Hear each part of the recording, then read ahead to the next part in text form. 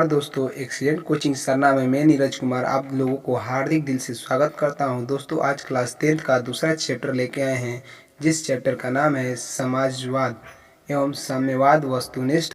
पहला प्रश्न, समाजवाद क्या है?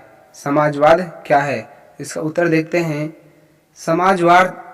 समाजवाद एक आर्थिक राजनीतिक दर्शन है जिसमें संपत्ति का स्वामित्व और साधारण वितरण समाज के नियंत्रण के अधीन रहता है।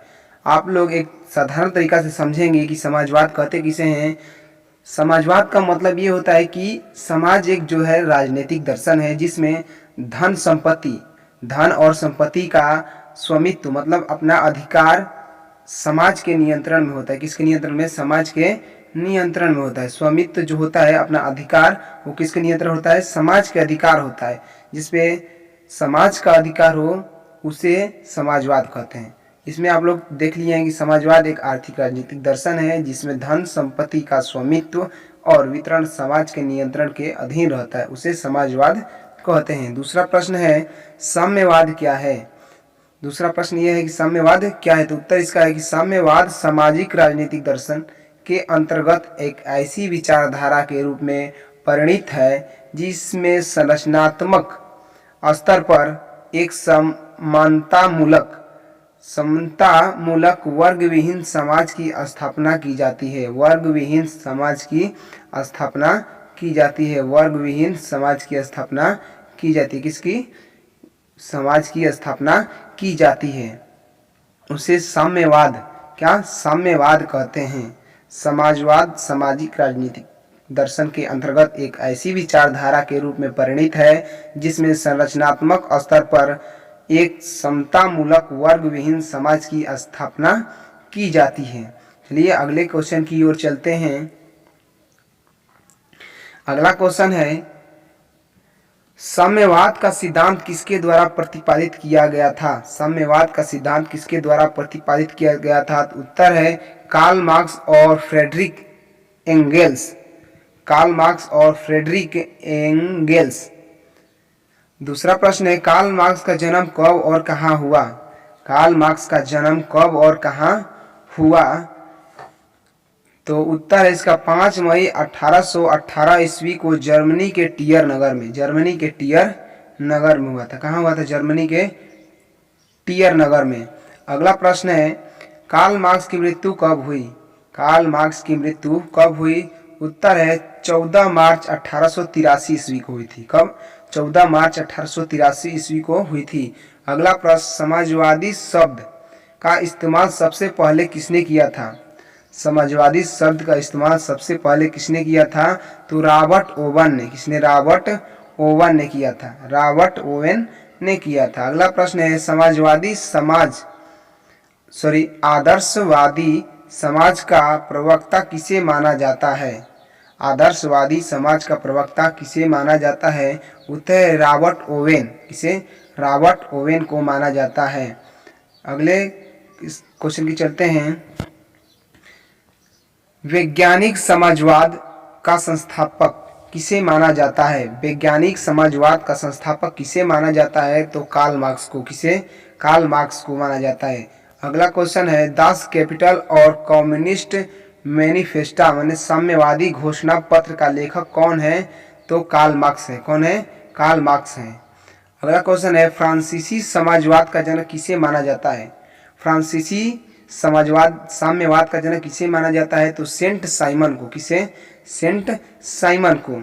अगला क्वेश्चन है, फेबियन सोशलिज्म का नेतृत्व किसने किया था? तो उत्तर है जॉर्ज बर्नार्ड शॉ।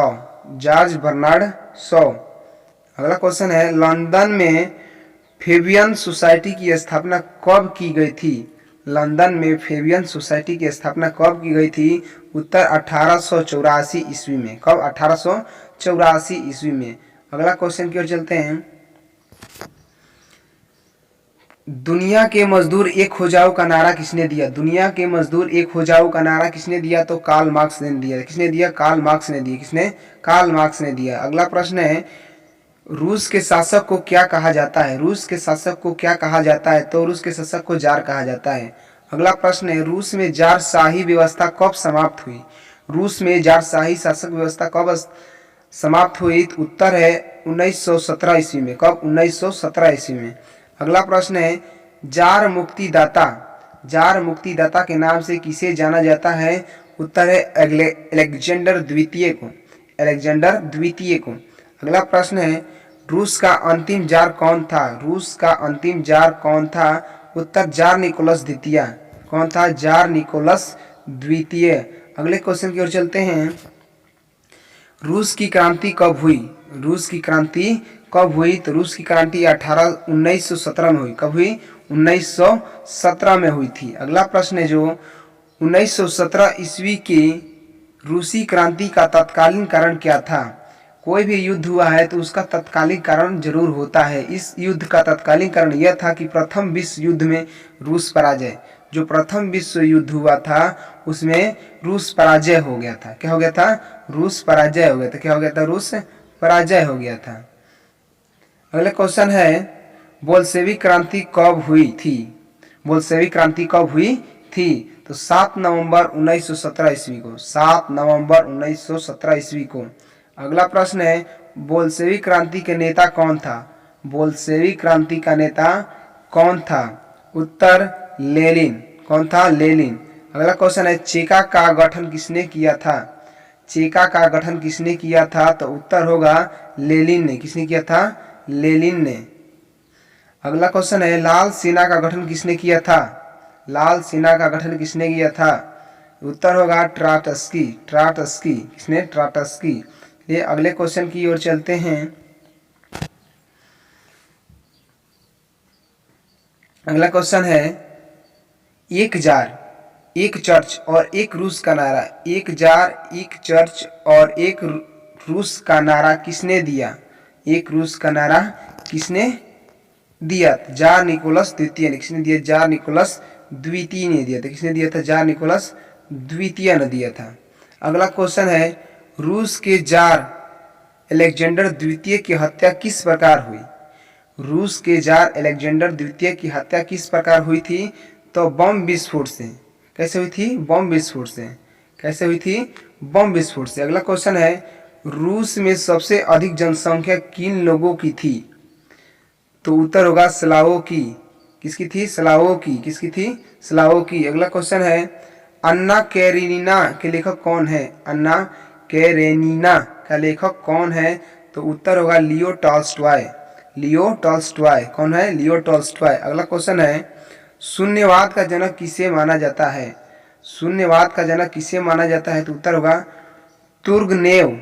तुर्गनेव को। किसे माना जाता है? तुर्गनेव को। किसे माना जाता है? तुर्गनेव को। अगला क्वेश्चन है, रूसी साम्यवाद का जनक किसे माना जाता है? रूसी साम्यवाद का जनक किसे माना जाता है? तो उत्तर होगा प्लेखानोवा को। प्लेखानोवा को माना जाता है। किसे माना जाता है? प्लेखानोवा को माना जाता है। चलिए अगले क्वेश्चन की ओर चलते हैं। अगला क्वेश्चन है, रूस में सोशल डेमोक्रेटिक दल की स्थापना कब हुई थी? रूस में सोशल डेमोक्रेटिक दल की स्थापना कब हुई थी? तो उत्तर है 1930 ईस्वी में। कब हुई थी? 1930 ईस्वी में। कब हुई थी? 1930 ईस्वी में। अगला प्रश्न है, अप्रैल थीसिस क्या था? अप्रैल थीसिस क्या था? तो 16 अप्रैल 1917 ईस्वी को लेनिन ने रूस में एक क्रांतिकारी योजना प्रकाशित की जिसे अप्रैल थीसिस के नाम से जाना जाता था। अप्रैल थीसिस के नाम से जाना जाता था। अगला क्वेश्चन है, रूस में नई आर्थिक नीति कब और किसने लागू की? नई आर्थिक नीति का मतलब होता है नेप। क्या होता है? नेप। नेप का मतलब होता है न्यू। क्या होता है? New policy. New economic policy. New economic policy. New economic policy होता है। क्या होता है? न्यू इकोनॉमिक पॉलिसी होता है। न्यू इकोनॉमिक पॉलिसी होता है इसकी। तो 1921 ईस्वी में लेनिन ने किया था। कब? 1921 ईस्वी में लेनिन ने किया था। अगला क्वेश्चन है, लेनिन का जन्म कब हुआ था? तो 22 अप्रैल 1870 ईस्वी को लेनिन का जन्म हुआ था। अगला क्वेश्चन है, लेनिन की मृत्यु कब हुई थी? 21 जनवरी 1924 ईस्वी को, 21 जनवरी 1924 ईस्वी को। अगले क्वेश्चन की ओर चलते हैं। राइट्स ऑफ मैन की रचना किसने की? राइट्स ऑफ मैन की रचना किसने की? तो टॉमस पेन ने। किसने? टॉमस पेन ने की थी। अगला क्वेश्चन है, मदर की रचना किसने की थी? मदर की रचना किसने की थी? मदर की रचना किसने की थी? उत्तर होगा मैक्सिमम गार्की ने। किसने? मैक्सिमम गार्की ने की थी। किसने की थी? मैक्सिमम गार्की ने। अगला प्रश्न है, अस्थाई क्रांति के सिद्धांत का प्रवर्तक कौन था? अस्थाई क्रांति के सिद्धांत का प्रवर्तक कौन था? तो ट्राटस्की था। कौन था? ट्राटस्की था। अगले क्वेश्चन है, प्रथम विश्व युद्ध के दौरान लेनिन का नारा क्या था? प्रथम विश्व युद्ध के दौरान लेनिन का नारा क्या था? तो युद्ध का अंत करो, युद्ध का अंत करो, युद्ध का अंत करो। अगला क्वेश्चन है, कार्ल मार्क्स का आजीवन साथी कौन था? कार्ल मार्क्स का आजीवन साथी मतलब मरते दम तक कौन था? तो फ्रेडरिक एंगेल्स। फ्रेडरिक एंगेल्स था। कौन था? Frederick Engels. अगले क्वेश्चन की ओर चलते हैं। औद्योगिकरण किसे कहते हैं? औद्योगिकरण किसे कहते हैं? उत्तर है, 18वीं शताब्दी में यूरोप के विभिन्न देशों में वस्तुओं का उत्पादन हाथ अथवा मानव श्रम से न होकर मशीन से भारी पैमाने पर होने लगा। इसे औद्योगिक क्रांति या औद्योगिकरण कहा जाता है। औद्योगिकरण का मतलब ये होता है कि 18वीं शताब्दी जो था 1800, उस समय यूरोप में विभिन्न प्रकार के देशों में वस्तुओं का उत्पादन हाथ अथवा मानव श्रम से न होकर मशीनों से भारी पैमाने में होने लगा, जिससे औद्योगिक क्रांति अथवा औद्योगिकरण कहा जाता है, जिससे लोगों को बेरोजगार होने लगे और अधिक से अधिक काम मशीन करने लगा। इसलिए इस क्रांति को लाना अति आवश्यक हो गया। अगला क्वेश्चन है, औद्योगिकरण सबसे पहले किस देश में आया? औद्योगिकरण सबसे पहले किस देश में आया? तो सबसे पहले इंग्लैंड में आया था। कब आया था? कहाँ आया था? इंग्लैंड में आया था। अगला क्वेश्चन है, किसी क्रांति के आर्थिक कारण, ये क्वेश्चन है जो किस क्रांति के कारण आर्थिक दृष्टि से समाज का विभाजन पूंजीपति तथा श्रमिक वर्गों में हुआ था? तो औद्योगिक क्रांति के कारण। औद्योगिक क्रांति जब हुआ तो बिजनेसमैन अलग हो गए और श्रमिक लोग अलग हो गए, दो भागों में बंट गए, क्योंकि उस समय मजदूर लोग को बाहर निकाल दिया गया और श्रमिक लोग काम नहीं मिला और बिजनेसमैन जो थे वो लोग कंपनियों में अपने मशीन बैठाने लगे। मतलब ये दोनों आपस लोग में अलग अलग हो गए, दो वर्गों में बंट गए। अगला क्वेश्चन है, वह कौन सा प्रथम यूरोपियन समाजवादी था जिसने समाजवादी विचारधारा के विकास में महत्वपूर्ण भूमिका निभाई? वह कौन सा प्रथम यूरोपियन समाजवादी था जिसने समाजवादी विचारधाराओं के विकास में महत्वपूर्ण भूमिका निभाई? तो वो था सेंट साइमन। कौन था? Saint Simon. सेंट साइमन था। कौन था? Saint Simon. अगला क्वेश्चन है, फ्रांस के बाहर महत्वपूर्ण यूरोपियन चिंतक कौन था? फ्रांस के बाहर सबसे महत्वपूर्ण यूरोपियन चिंतक कौन था? तो ब्रिटिश उद्योगपति रॉबर्ट ओवेन। ब्रिटिश उद्योगपति रॉबर्ट ओवेन थे। अगले क्वेश्चन की ओर चलते हैं। चलिए, हमारा यहीं तक क्लास लास्ट होता है। Thank you. अगर हमारे वीडियो को आप तक देख रहे हैं तो इसके लिए धन्यवाद। बाकी thanks for watching. Please like, share and subscribe और बेल आइकन को प्रेस करना ना भूलें। बाकी थैंक्स, ऑल द बेस्ट।